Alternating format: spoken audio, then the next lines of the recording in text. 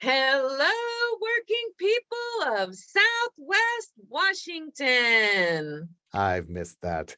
You're listening to episode 27 of Working to Live in Southwest Washington, produced by the Southwest Washington Central Labor Council and sponsored by the Evergreen Education Association. We're also a proud member of the Labor Radio Podcast Network with over 150 radio shows and podcasts for working people just like you. Find out more about the network at laborradionetwork.org. I'm Shannon Myers. And I'm Harold Phillips. Before we get started, we want to remind you that the views and opinions expressed on this show are not necessarily the views and opinions of the Southwest Washington Central Labor Council, its affiliate unions, our guest unions, or their employers, not even their principals. Nobody but themselves. I get the feeling you have been called to the principal's office a few times, Shannon. Only once in 6th grade for starting a food fight, and it really stunk. After that, I learned my lesson. Sorry, Mr. Buck. Yeah, you were probably on the list of more than a few of the principals in schools that you were in. On their good list, thank you very much. Right. Well, now that we've got that over with, hey, Shannon, it's been a while since these folks heard from us. Do you think you're recovered from the labor awards dinner we talked about in our last episode back in December? I know it's been a long time since we've done the show. I've missed you, Harold. I've missed our audience. And yes, of course, we have now recovered from the first annual Labor Heroes Awards of Southwest Washington. In fact, we already recorded our kind of wrap-up episode to tell you about it. And we were going to release it this weekend, but there's something a lot more important, and there is a timeline. So we wanted to bring that to our audience's attention. And what is this topic? It's the Evergreen School District Replacement Levy. Ballots have already been sent out, and they need to be returned by April 26th. Yeah, that's important. But Shannon, we have a lot of listeners outside the Evergreen School District. I mean, according to our podcast stats, we have listeners from all over the country. Hello, Arizona and France? Yeah, really, it says France. Bonjour. I mean, why should they care about voters in one small school district in Southwest Washington voting on a replacement levy?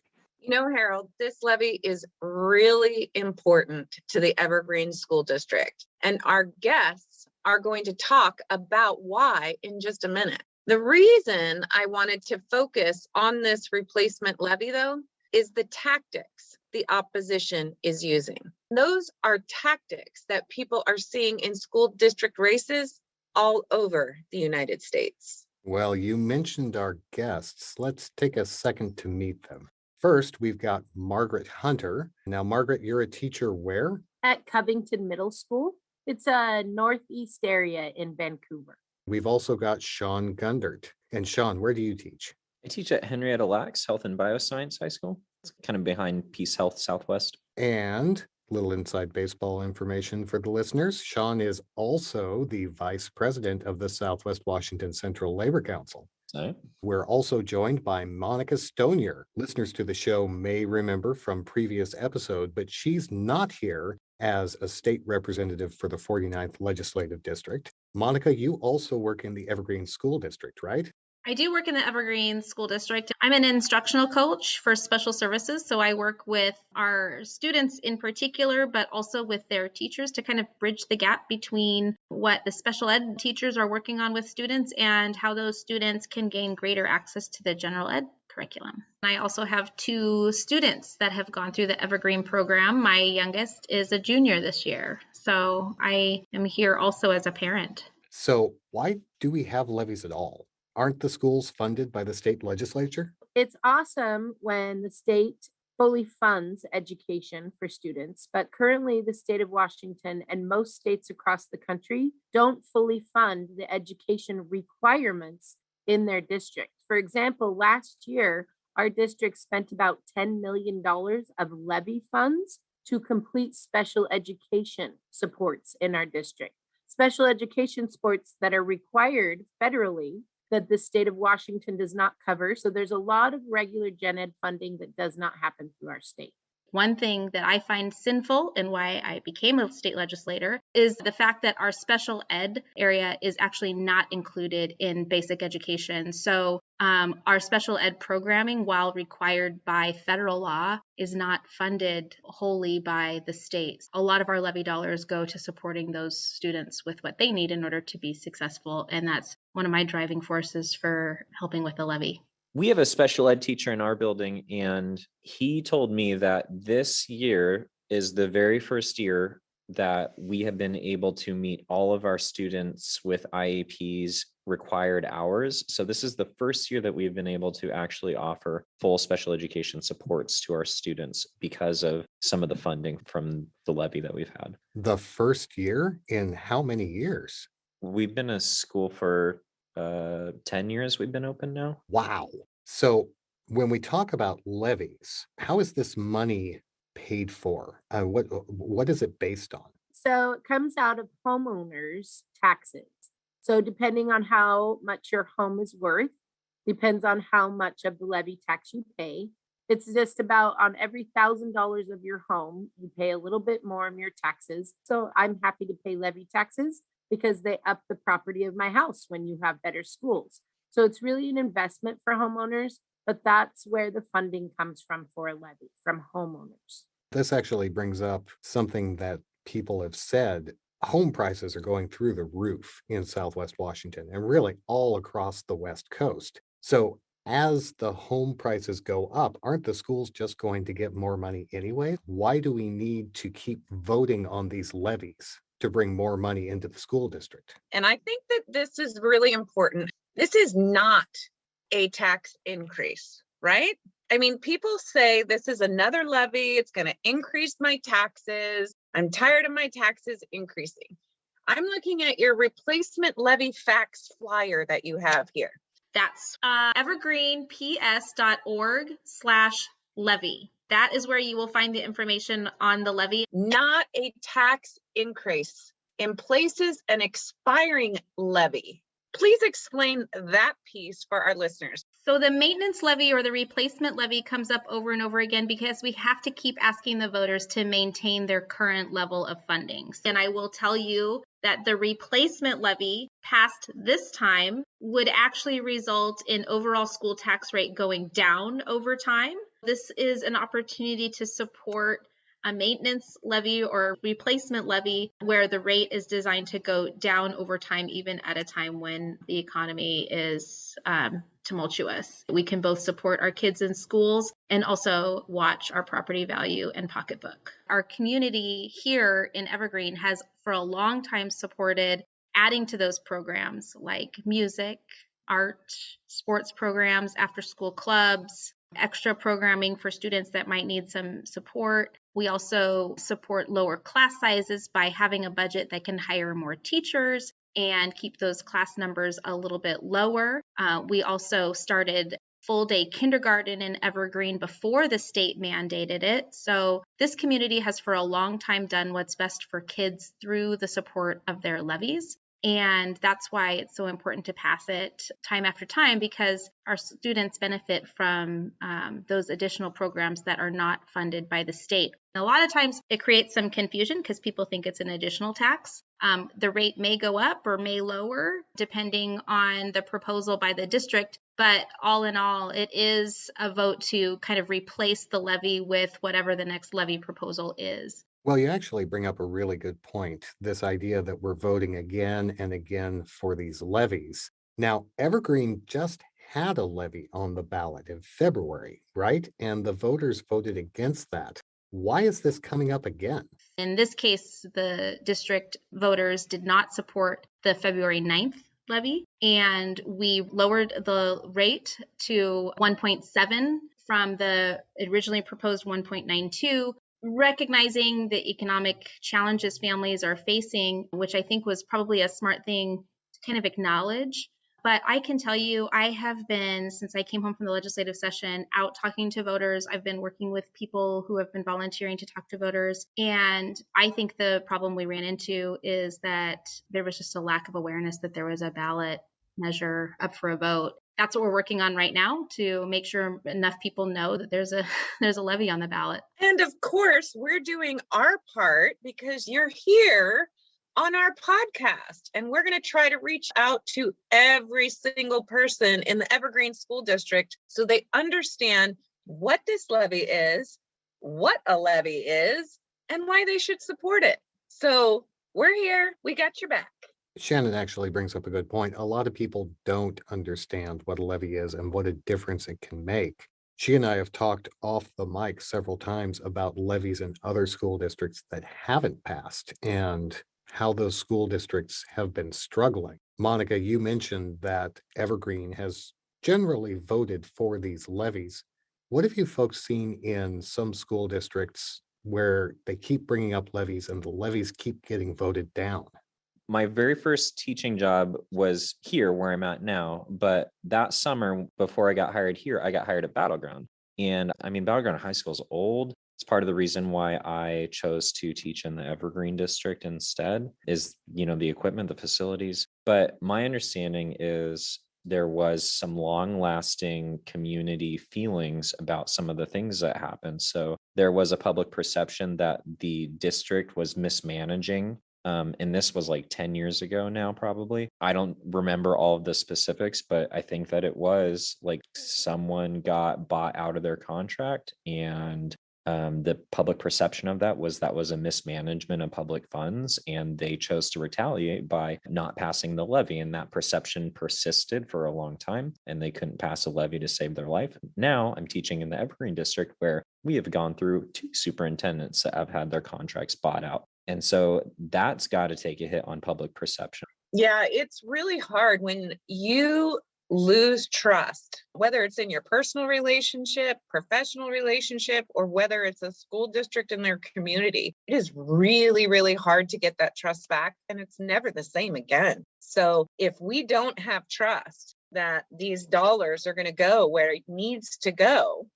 then yeah, levies won't pass. But that's why people need to listen to this podcast and other avenues to educate themselves on what the levies are, where the money is going. Because in order to have a levy, you actually have to know where that money is going. And you guys actually have information you're passing out about where the money is going to go. So do we want to talk about that a little bit? About what is this levy? Where's the money going? Shannon, that's a great question. So today, fresh out of my email, we got a list of things that we will lose for sure if we do not pass the levy this time in April. Some of the more concerning things to me, outside of some deans of students, which are principals that help with discipline and behavior so that we can keep our classrooms and buildings under control, they're going to eliminate 5th grade band and orchestra music programs. We have really great music programs that start earlier on than secondary.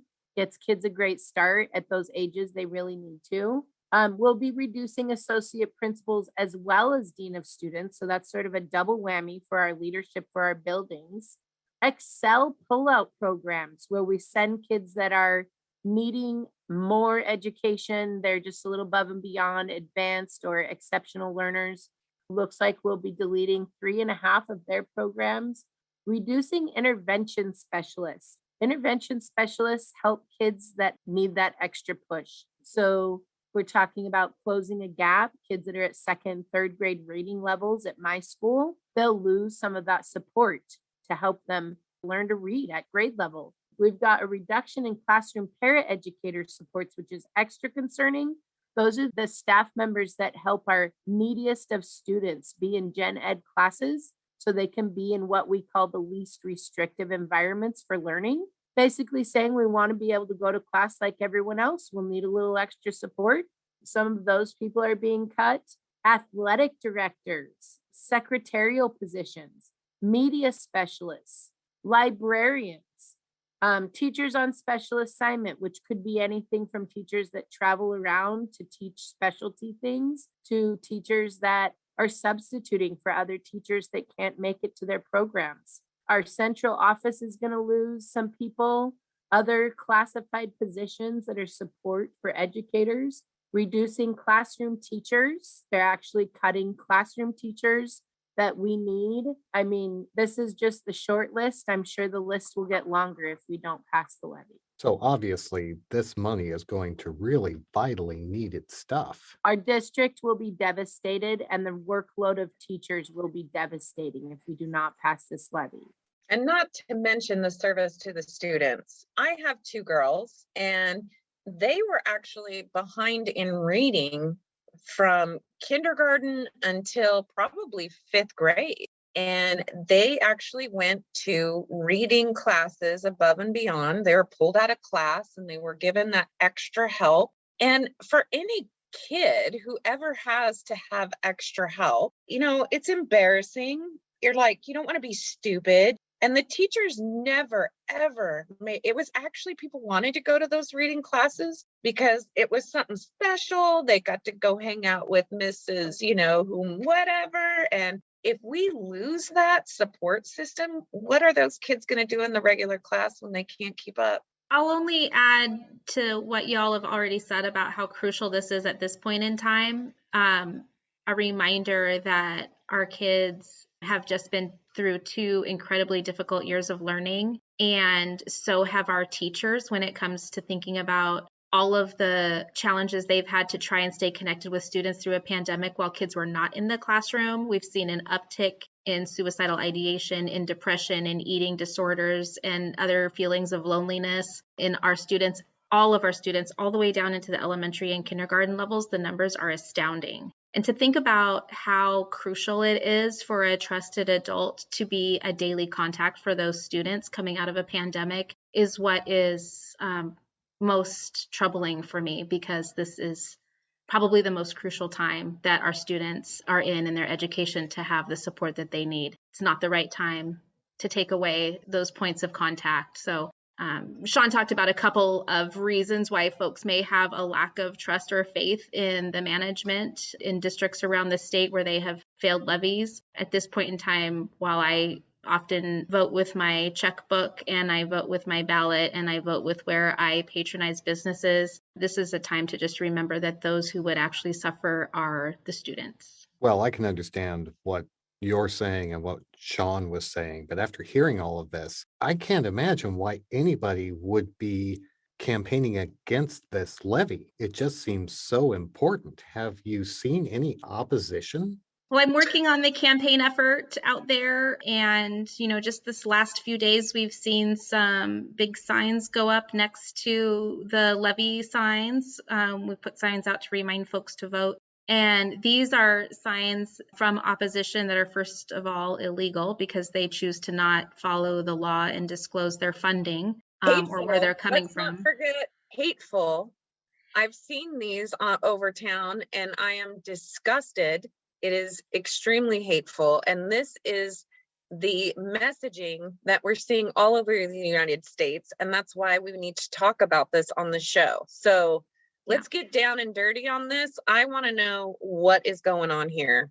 Well, I think, you asked in the lead into the episode, why would people in France or Arizona care to know much about what is happening in Evergreen schools? And it is because every school board in the nation is facing attacks from misinformation because our school leaders have taken an equity stance when it comes to teaching kids. Ensuring that every student feels validated and seen in the curriculum is something that we take very seriously. And we have some folks that have just decided that being open and inclusive around every family, around students, however they may identify, and ensuring that our curriculum is rich with things that matter to our students for their learning, have taken exception to that. And I find it incredibly disheartening because that's just the first step. The second step is loading social media and the community up with misinformation. And then the third step is using those lies to run against school board members. Our school directors are facing that challenge right now, but now we're finding that battle taken up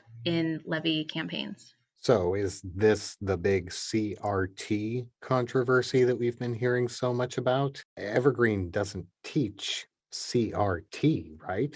Neither do public schools in general across the state, but a lot of teachers are really perplexed about what that is because they don't see it in their curriculum anywhere. Well, I know that a lot of people have asked me as a teacher that they see CRT in our planning and they hear that from our teachers' mouths, that means culturally responsive teaching, not critical race theory. So because they have the same abbreviations, people think they're the same thing. Culturally responsive teaching is like what Monica said, making sure every student sees value in their education, that there can be something in the education for them that they can relate to their life or their own background, or possibly even skills that they need right now today. Critical race theory is an entirely different subject matter that most public schools K through 12 don't even deal with. We're talking about culturally responsive teaching that's been widely accepted across the country on how to meet our kids where they are and teach them where they are so that we can close their gaps and give them the skills they need. It's a great professional development work by Zaretta Hammond. Have to give her that credit. And it's happening all over the country. And unfortunately, a lot of people are misplacing that idea of culturally responsive teaching with the critical race theory because they're both CRT. CRT, it can mean different things. And I know that that is what is in these illegal signs, these hateful signs through Vancouver. I mean, they're talking about CRT and gender, like we're teaching our kids all this stuff about how not to be who you are. I don't even know what their thinking is, but it's so hateful. And I don't understand. So we really need to clarify what these signs mean, what they do to our community, and how do we educate our community that the levy is not about the signs, it's about students and services. Some of the opposition will also point to areas of need. So if math and reading scores are low, then the argument is don't reinforce the school system with funding to continue to perform poorly. And I can't figure out that logic for the life of me. It seems to me that when you have a low performing sports team or music program or a low performing math grade level, then you focus your resources there to bolster that effort. That happens in every other world. I don't understand the argument for pulling funding at a time when students need it. I do get that there's the argument around mismanagement, but when the same sign says get back to the basics, I feel like that's the effort we're trying to make here. Monica, you brought up the idea that a lot of these divisive issues are being brought up in order to get people onto the school board. Why is there such an effort to get people onto the school boards? Well, having worked on Referendum 90 and the precursor to that, which was the mandatory comprehensive sexual health education bill that the state passed recently, I can tell you that much of the sentiment around that bill was less about what we were going to be mandating taught in schools when it came to sexual health and emotional health and relationship health and knowledge of your own body, because usually parents that I talk to would realize that what we were talking about is exactly what they had in school too. It's just that we were going to require that all kids have access to that, not just some. And when it came down to the sticking point that we actually could not find agreement on, it was always around our LGBTQ kids, their right to be acknowledged and to have a curriculum that reflects them. People from the opposing side were very hesitant to get to that point, to admit that, but I spent a lot of time trying to dig into the bottom of the conversation. And I think that's why the word gender is on the signs of opposition, because the opposing side want to make that a greater issue and want to use that as a driving wedge argument. And that's the basis they're using to try to get people elected to the school boards, because they, for some reason, believe that the school board can make some decisions that may limit that kind of inclusive teaching. But in actuality, much of that is protected by now state law, but quite frankly, federal rights to equity and non-discrimination. And I think, Monica, that law favors them and their students as well, because when their students come in who are not LGBTQ+, we also have to accept those students the way they are, just like we accept our LGBTQ students the way they are when they come to my classroom. And the way we always have, yes. Well, look, this is a labor show. This is produced by the Southwest Washington Central Labor Council. You're all members of the Evergreen Education Association. So we're all about working people in our communities. We're talking about a lot of pretty big stuff here, these arguments, pro and con, and property taxes. If you were just to put it at the baseline, Why should working people in our community care about this issue? The levies are always for learning. And we're talking about our future laborers. I know I learned how to read. I learned how to do math. Most of the things I do in my classroom, I actually didn't learn in college. I learned when I was going K through 12. So if we want strong laborers and people that are intelligent enough to do my job when I'm too old to do my job, we need to up the levy and up the stakes for our learners because they need that money. They need that support. We need it now. I also like to remind people that the students in classrooms today are the ones who will be running your city tomorrow. They might also be running the long-term care facility that you live in. They may be the person you have to call when you need a plumber because your pipe broke. And that whether you have students in your household or not, you are certainly at the mercy of the quality of learning our kids have an opportunity to get today. That's one thing that really kind of irritates me, and it's something that I will never say. When my kids are out of the house, I will never say, I don't have kids anymore. It's not my problem. And I do hear that. And I grew up in Southern Oregon. I'm going to call out my town, Medford, Oregon. We always had problems passing levies because we had huge retirement community. And they were saying, I don't have kids anymore. Why do I want to increase my taxes? But that's why I wanted to say that this is not a tax increase. And even if you don't have children, we should all care about our future. And that is what our children are. It affects all of us. Like, I live in the community. I work in the community. My family lives in the community. We all have family. We all have friends. We all have neighbors. We all have people that live in the community. We need good education systems. We need opportunities. We need to get a step up as working people. I teach an engineering class. I do my best to bring in different opportunities for students that are trying to go into college, for students that are not interested in going to college. I have a lot of students that specifically take my engineering class that maybe don't want to go to college, but because I'm connected with the labor community, I know that there's a lot of opportunities for apprenticeships that don't pay minimum wage, that are a stable career for working people that can get us a leg up. This opposition that we're seeing, Monica said it's illegal because we don't know who's paying for it. Someone's paying for it. Those big signs are expensive. And ultimately, at the end of the day, someone is benefiting from this. And I guarantee you it's not the people that are working class. It's not the people that need the money to survive. It's not us. It's them. Who are them? Shadows. Doesn't matter. It's the boss. It's capital. Well said. Thank you so much, Margaret Hunter, teacher at Covington Middle School, Sean Gundert, teacher at Henrietta Lacks High School, and Monica Stonier. Thanks for having us, Harold. Thanks for having us, Southwest Washington. In France and Arizona. Thank you so much.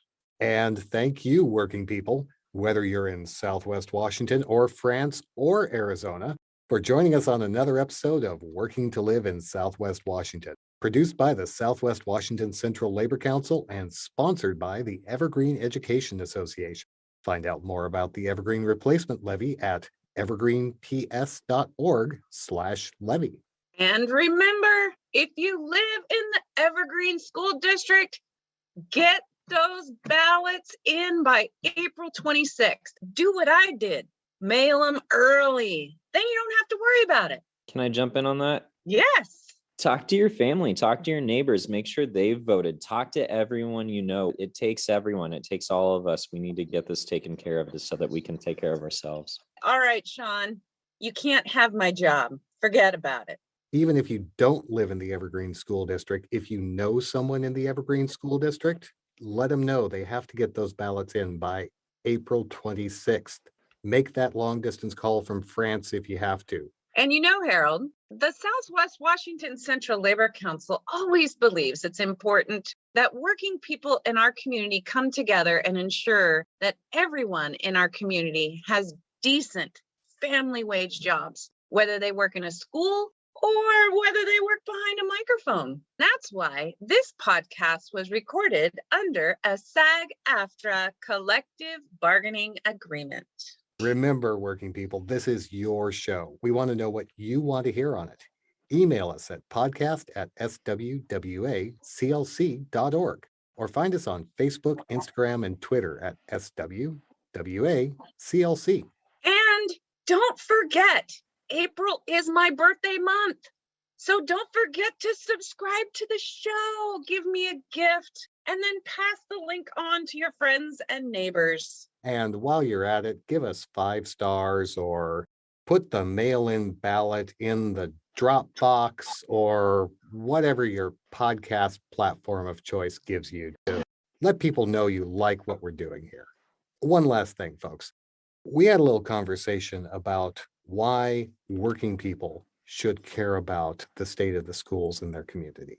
Remember, when you're talking about labor, when you're talking about unions, you're talking about organizations who are there for everybody in their community. They're there for the people who pull in a paycheck, who punch a clock. So when you're asking yourself, why are the unions getting involved in a school levy? Think about all of the different people who work for your school district. It's not just teachers. It's not just administrators. It's not just principals. It's bus drivers. It's the lunch lady. It's the people who mow the lawn outside the school. All of them are going to be affected by whether this levy passes or not. And all of them spend their paychecks in our community. So if they don't have stable employment, the people at the stores they would have shopped at aren't going to have stable employment either. This filters down through the whole community. I only have one thing to say. Don't be mean. Do the right thing and vote for the Evergreen School District levy. Vote yes by April 26th. That's it. We'll see you soon. Bye.